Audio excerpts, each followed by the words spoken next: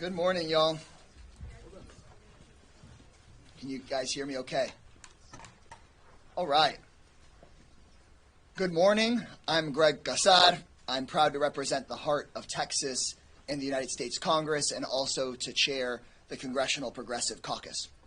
Here's the big news that people across the country haven't heard but need to know. 50 days from today, Donald Trump must, by law, fire Elon Musk.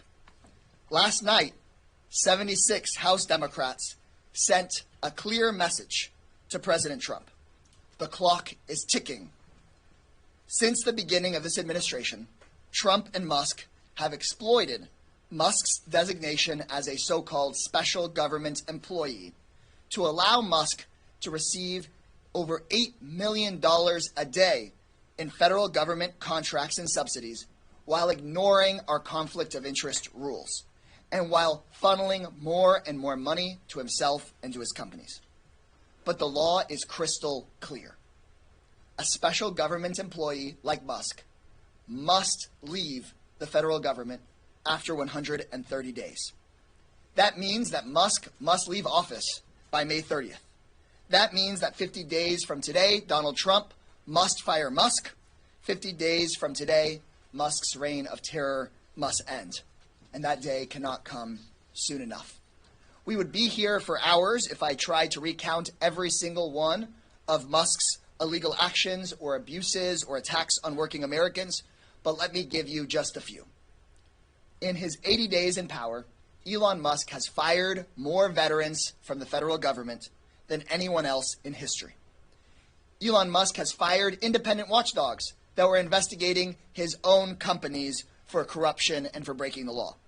Elon Musk called Social Security a Ponzi scheme, tried to shut down the phone lines that seniors use to get their checks. They degraded the system so much that we were being warned that it was on the verge of crashing and collapse. Elon Musk demanded access to Americans' most sensitive and private medical records and tax information. Elon Musk tried to steer billions of dollars of government contracts towards his own companies while already collecting $8 million a day from the federal government. Elon Musk fired nuclear safety workers, air traffic controllers, and people trying to combat ongoing disease outbreaks. This must end. If we're up to the American people, I think Elon Musk would be fired tomorrow. But a typical government employee would have been gone weeks and weeks ago. A typical government employee would have been held accountable for these crimes and for this corruption.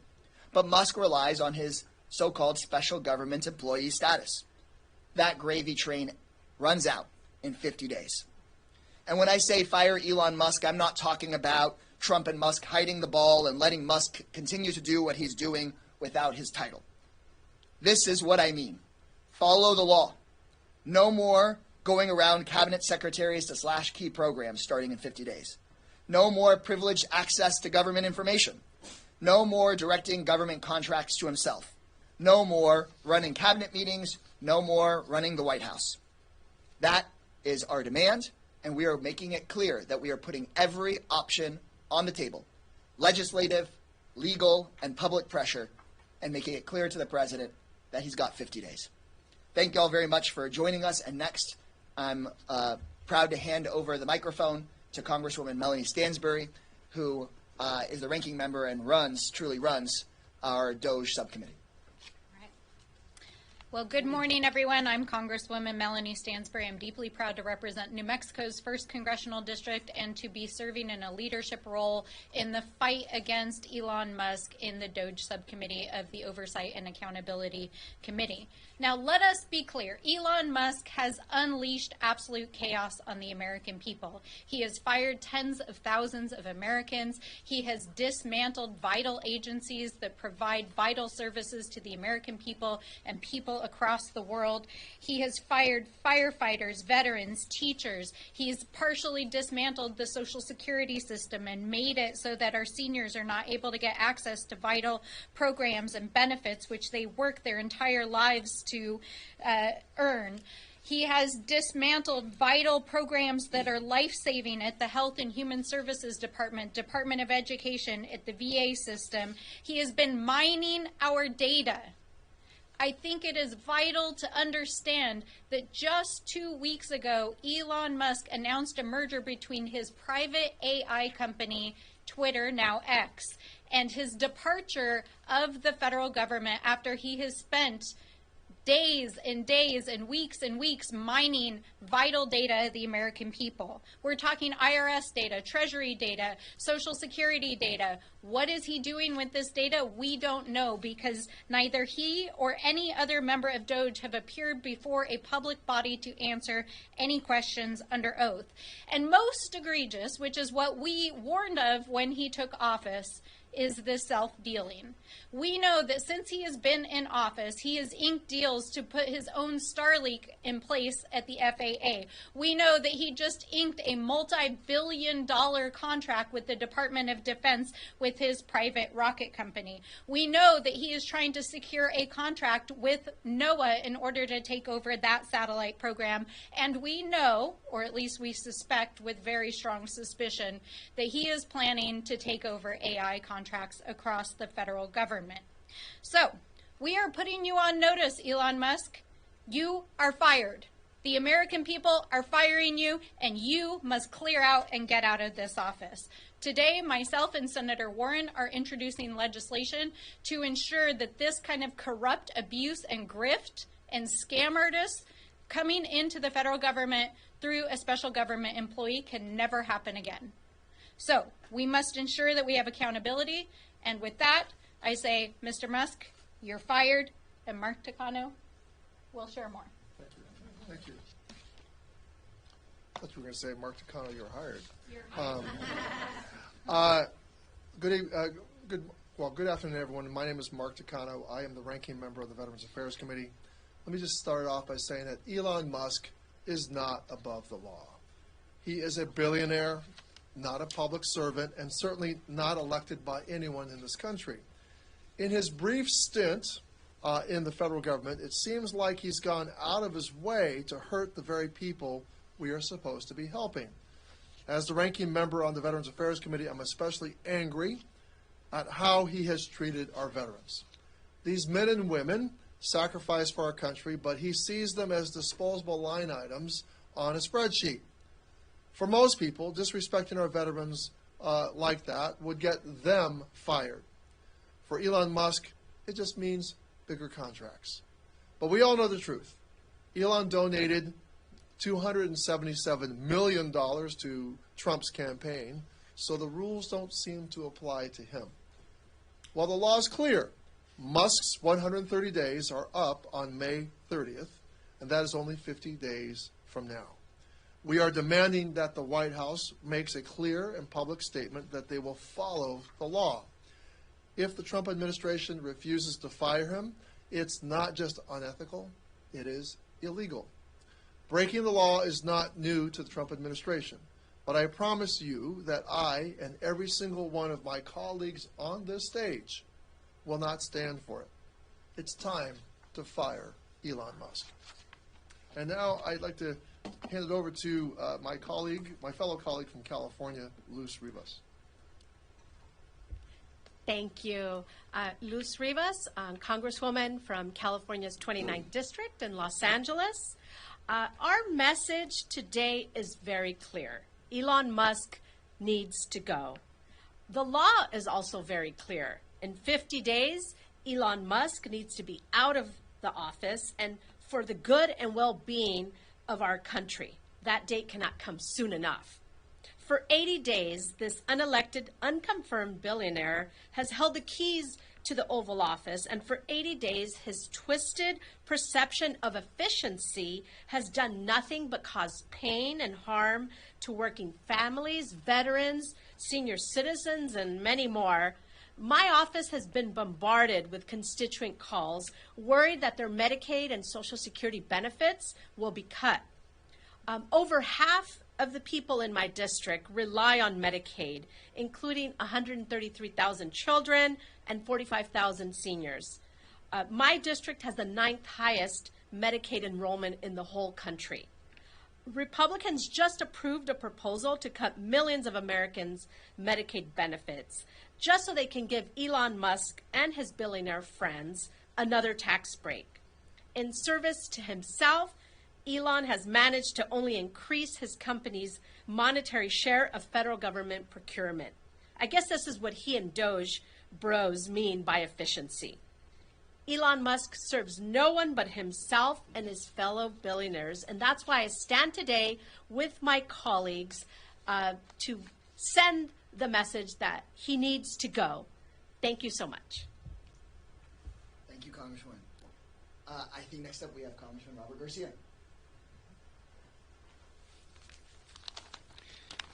Thank you. I want to thank, first, of course, our chair of the Congressional Progressive Caucus, Greg Casar, for bringing us together and for helping really lead our efforts to hold Elon Musk accountable. Robert Garcia from Long Beach, California. You've heard today from a lot of our members about the damage that Elon Musk has done, whether it's been to air traffic controllers, to Social Security, to the Department of Education, attacking veterans. All of this has already disqualified Elon Musk from doing anything in serving our government, and he needs to go today.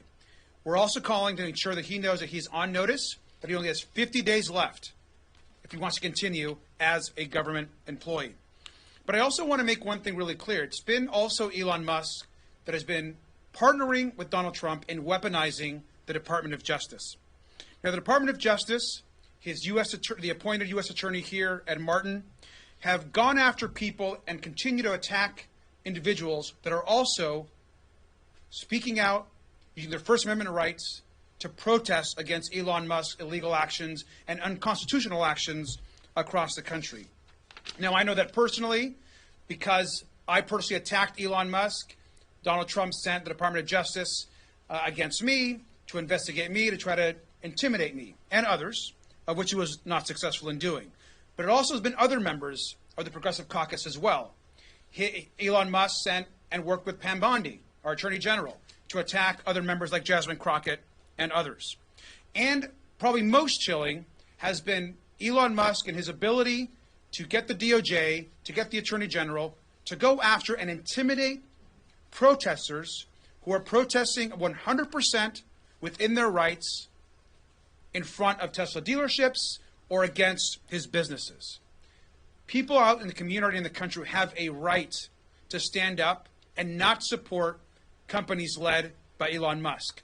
Elon Musk, in turn, sends the Department of Justice against protesters, against organizers, and against members of Congress. That is not right. It is unethical. It is unconstitutional.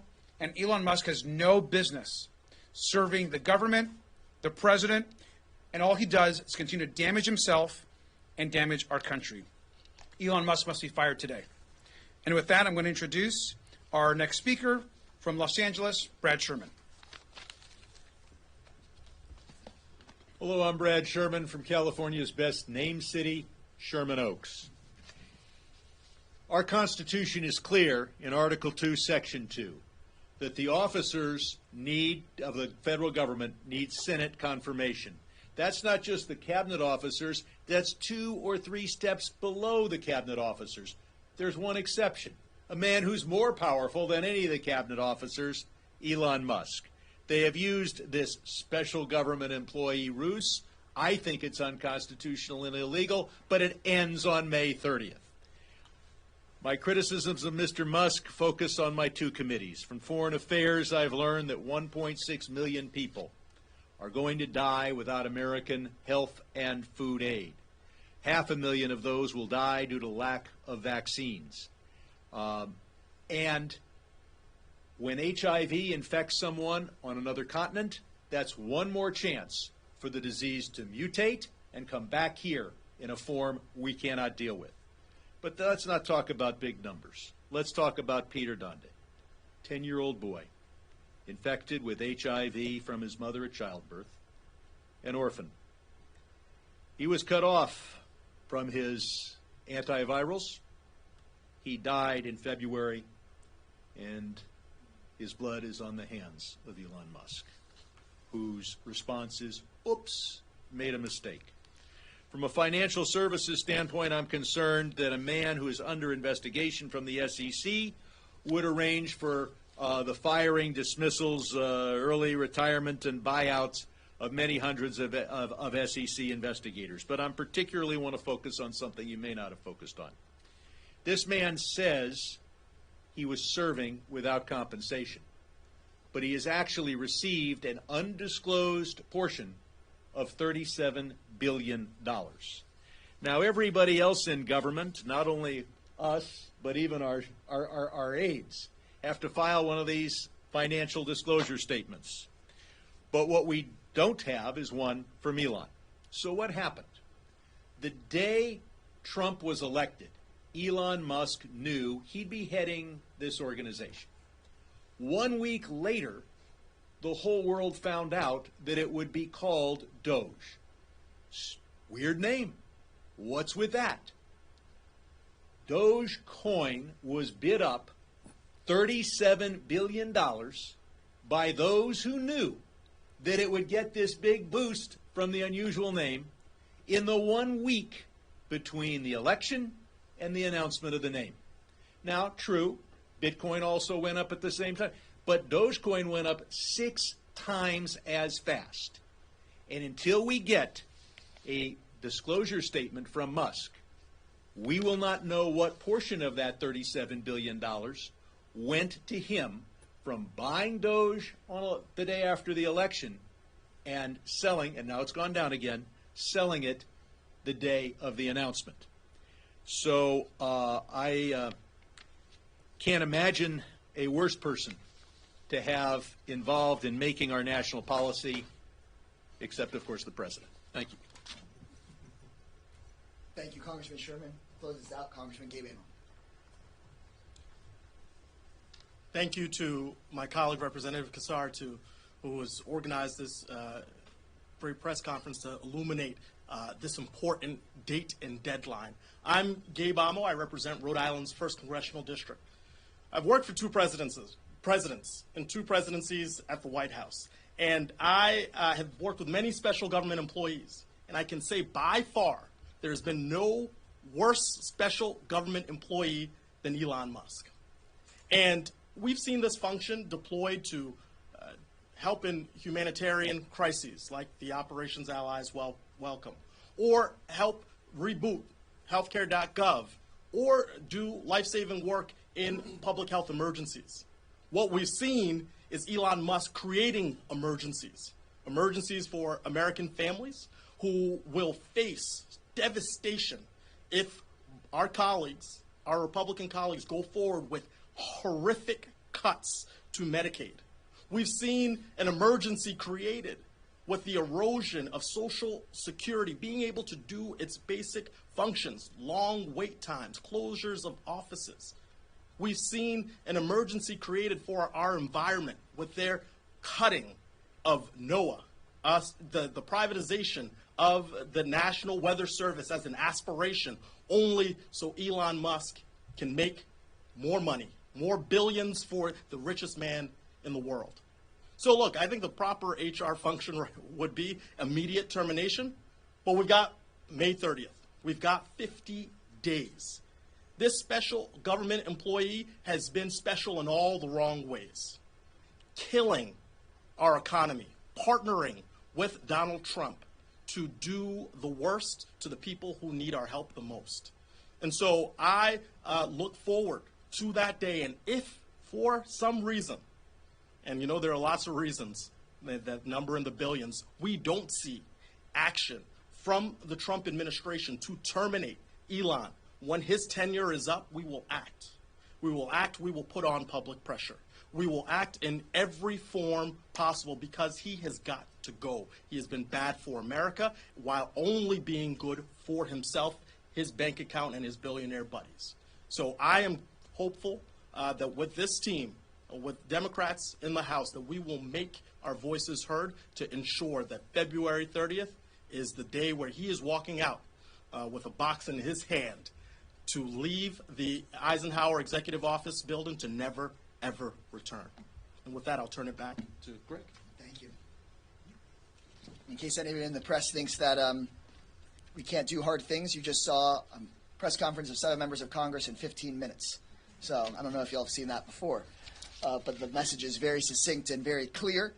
We don't expect that Trump and Musk will follow the law because they want to. We have to make sure that they follow the law. So we are putting Trump and Musk on notice. If you break the law and try to stay in power, we will support every legal, political, and public pressure tactic available to us to enforce the law. And Americans are already fed up with Elon Musk. He's got 50 days, and we're ready to take your questions. I think I have to taking CNN first because I think they're sponsoring the room over here. That's not you. No. Okay, if not, go ahead. So there's another side of Elon Musk, and of course that how much money he's spending in elections. Last week we all saw in Wisconsin, whatever that was, that he spent $20 million and the candidate he supported did not win. What are your takeaways from the influence and the power of Elon Musk when it comes electorally from that race or just generally? They think they can win elections with unlimited money. But in Wisconsin, we showed that organized people can beat big money. And in fact, we have turned what Elon Musk thought was his greatest strength, having unlimited cash, into his greatest weakness. Every dollar that Elon Musk started spending in that election started bringing him down because the American people, whether you are an independent, conservative, progressive, whatever you are, don't think that the richest man on earth should be able to buy politicians for himself in order to funnel money to himself and to other billionaires. And I think that that is the kind of message that the Democratic Party needs in order to win back the trust of working class voters, not just to win back the House, but actually to be the kind of party that this country needs in this moment. So, go ahead. And I'm happy to pass it along to others here as well. Yeah. I was just going to follow up. Is there a level of reassurance post-Wisconsin compared to previous Wisconsin that perhaps, like what you said, that it might not be as effective? Yeah, I mean, there were articles leading up to the Wisconsin race of pundits out there saying, well, maybe going after the richest man on earth isn't a good idea. But I think the people beat the pundits in that argument, where I think the overwhelming number of people said, no, we don't want the richest man on earth controlling our government, making us work longer hours for less pay, and taking our taxpayer money for himself. That's attacking the richest man on earth, attacking the American people and trying to take over our government is deeply wrong. People know that in their gut, and this is exactly the kind of fight that I think Democrats need to pick. I just want to say Mark and Melanie. Yeah.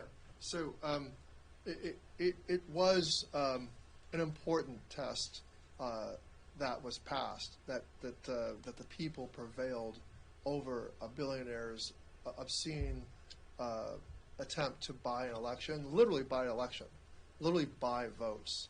But it's going to take vigilance from growing engagement of more and more people. I think people are beginning to tune in, but we're facing executive orders from Donald Trump to suppress votes and to require ridiculous ID requirements and so look, the battle against the billionaire is just the beginning, but it's reassuring to know that we can beat a billionaire. But we've got all sorts of other things that we've got to confront, and the people, I'm encouraged, are going to wake up and pay more attention. There's a lot of lessons to take from Wisconsin, but I think one of the primary lessons is that not only is Elon Musk's agenda deeply unpopular, and he's one of the most unpopular political figures in modern history, he's toxic to the Republican brand. And I think that's what was revealed by the Wisconsin race, and that American democracy is not for sale. And you've seen in the days after the Wisconsin race that Republicans themselves, whether they're members of Congress, people who are in Trump's inner circle, and people who are in the constellation of the GOP world, have been saying Musk has got to go because he is toxic to the president and to the GOP brand. Why is he toxic? Because of all of the things that we've laid out, the ways in which he's disrupted the economy, the ways in which he's carelessly and recklessly fired thousands of people, the ways in which he's inflicted harm on people across the world, and the ways in which he has literally tried to buy elections. And the American people are fed up with it, and that's why they want him to go as well. My whole life, I've been working to try to get Democrats to turn out to vote, particularly in special elections. I want to thank Elon Musk. He did a better job at it than I ever did. Yeah, people were always suspicious the billionaires were running the government behind the curtain, but now Elon Musk is out there bragging about it in public, and I think that's been really devastating to the brand. Brian? Can you speak a little bit more to what the reference legal legislative avenues are for you all to pursue on May 30th I think you'll be hearing about those as we get closer to the day, but we are asking the president to make clear by May Day, by May 1st, whether he's going to follow the law or try to buck the law. But there are many options at our disposal, but I think for the next 50 days, Democrats should be making the case to the public that public pressure can indeed result in the firing of Elon Musk.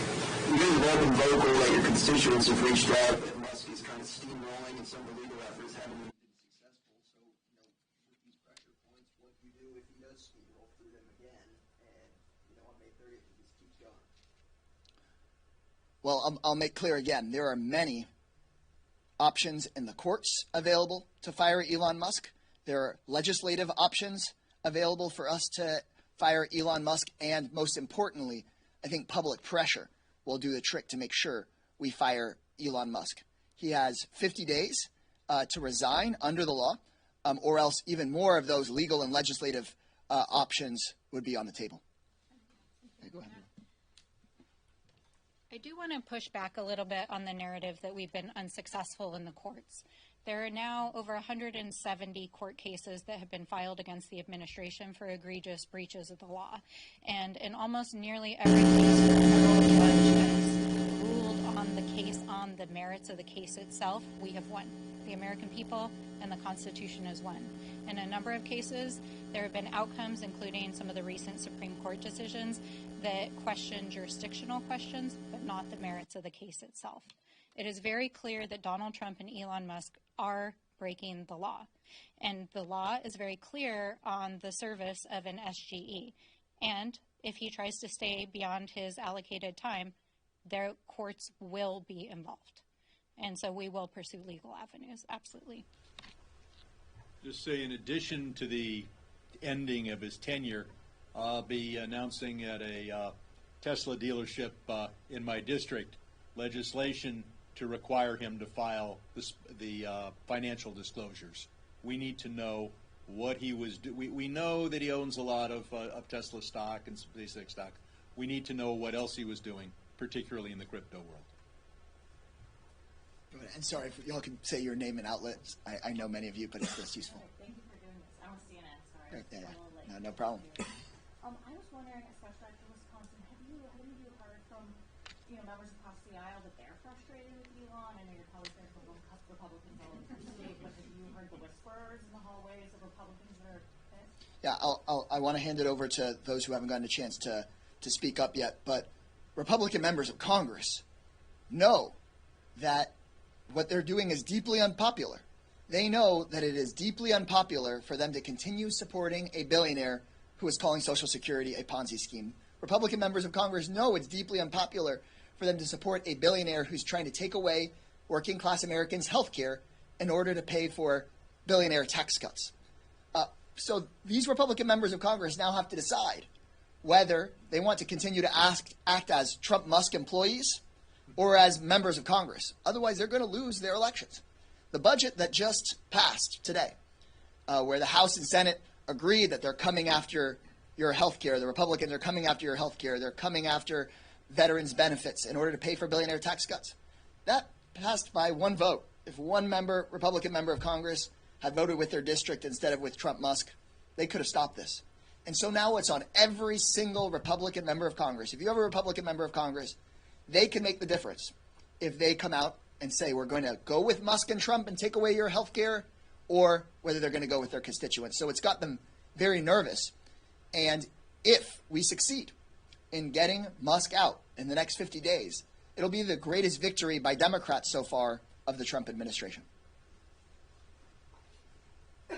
Well, a lot of the whispers from our Republican colleagues have gotten louder. I'll speak from my positions on both the foreign affairs and the Science, Space, and Technology Committee, a lot of the work there is about American leadership in the world. And, say what you will about our differences and policies, there's no way that we are America first when you cut at the bone of America's leadership with regard to USAID, with American leadership, if you start to be anti-science. And we can't have the same pipeline of talented people working on issues that are sort of non-controversial, protecting our coastlines. If you're on the Science Committee, that's something that you should care about.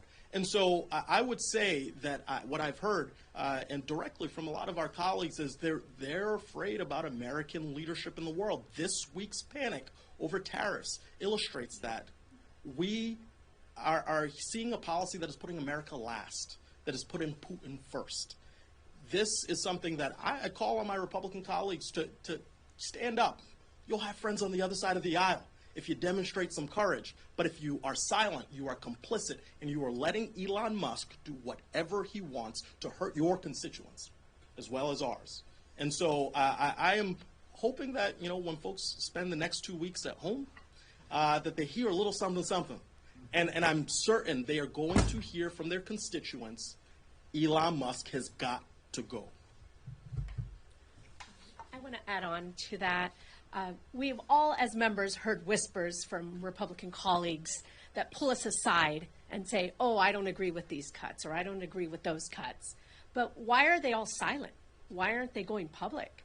I focused my comments earlier on the cuts to Medicaid because of the high enrollment of Medicaid in my district. But the highest congressional district in the country with Medicaid constituents is David Valdeo in Bakersfield, California. 67% of his district are on Medicaid, rely on Medicaid for health care. Over 2/3. I can't imagine him winning his reelection if there are cuts to Medicaid, where his constituents will be directly affected. And that's a Republican district. He needs to speak up, and others too, not just Democrats. And I'll just add a little more color. It's not just whispers. In the first few days that Elon Musk started doing what he was doing, I work a lot on bipartisan issues. I have a lot of friends across the aisle, and when you spend time with folks, they tell you stories. In fact, I will say one Republican chairman told me that his best friend from graduate school was a nuclear engineer who got fired by NNSA in that first round of probationary firings.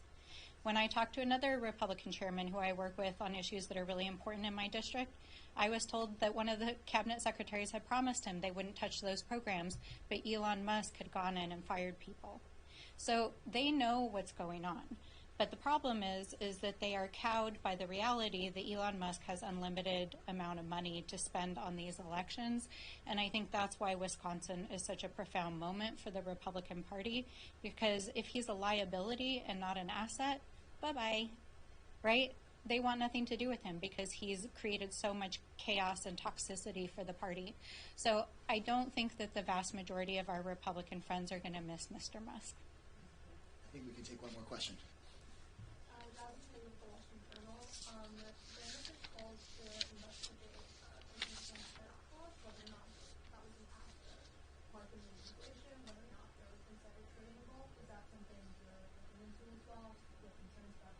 Yes, a culture of corruption has infected the Republican Party. Elon Musk, the tax cuts, the Medicaid cuts, the tariffs, it's all part of one story. Everything the Trump administration has done is to make Trump, Musk, their billionaire friends or their buddies on the Republican side of the aisle richer. And every time it's meant that working families get screwed. So we need an investigation into insider trading by people like Congresswoman Marjorie Taylor Greene. We need an investigation into whether any K Street lobbyists or other big firms were tipped off by Donald Trump's actions. We need to look into the way that the president's son basically went and told foreign leaders, come and bribe me, come and make a deal, come and cut us a check.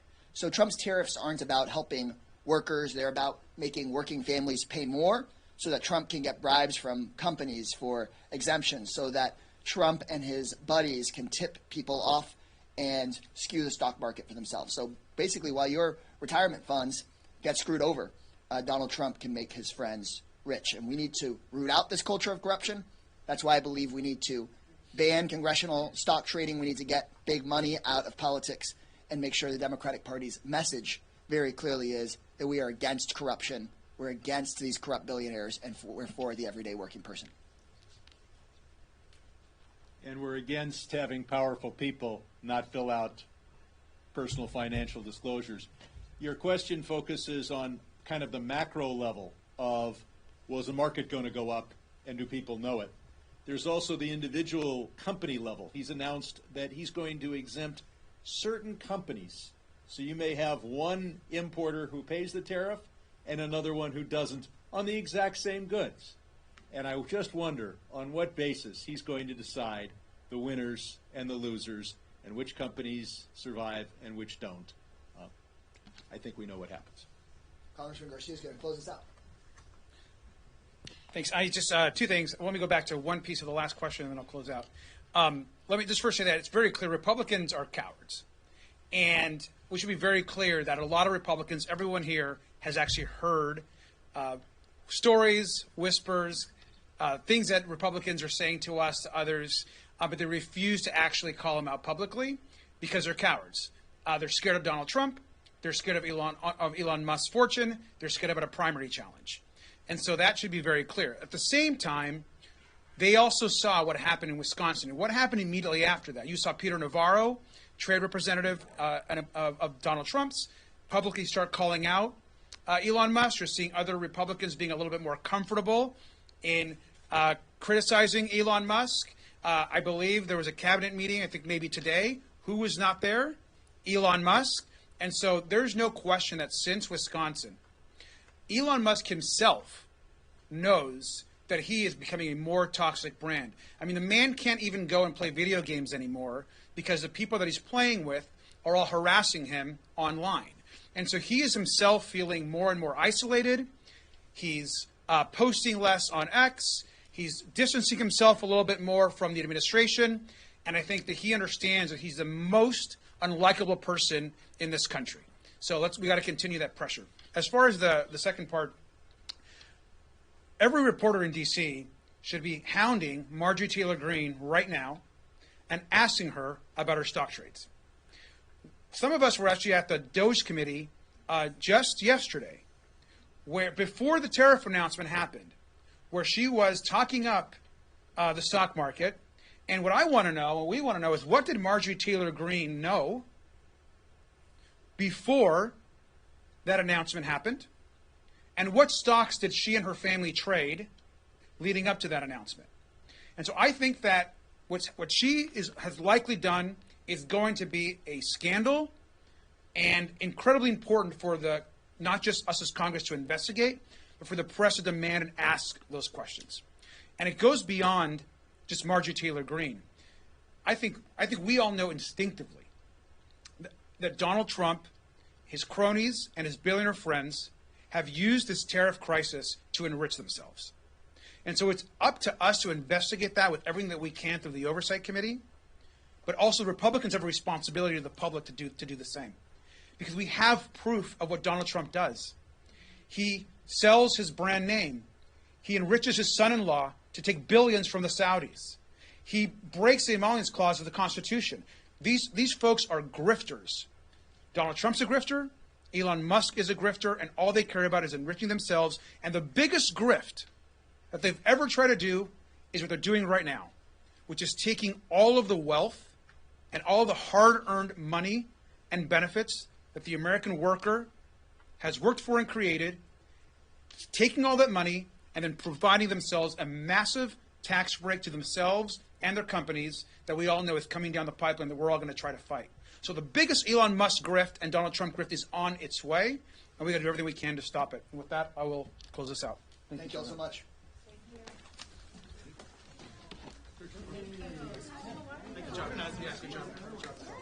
And Garcia to close. Yeah.